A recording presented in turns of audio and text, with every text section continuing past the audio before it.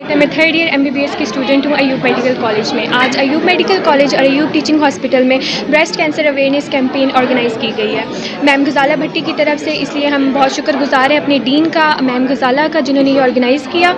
اس کی بہت زیادہ ضرورت تھی آج کل کے ٹائم میں, کیونکہ بریسٹ کینسر بہت ایک کامن بیماری بن گئی ہے عورتوں میں, تو ان کی اویئرنیس بہت زیادہ ضروری تھی. تو اس کے ساتھ ساتھ جو بریسٹ کینسر سروائیورز ہیں ہمارے ساتھ, وہ خواتین بھی شامل ہوئی ہیں اس ایونٹ میں. ہمیں بہت اچھا لگا کہ انہوں نے اس میں شرکت کی ہے. اس میں ہم نے ڈفرینٹ اسٹالز ہمارے لگائے گئے ہیں, ہماری پنک واک ہوئی ہے کالج سے ہاسپٹل تک.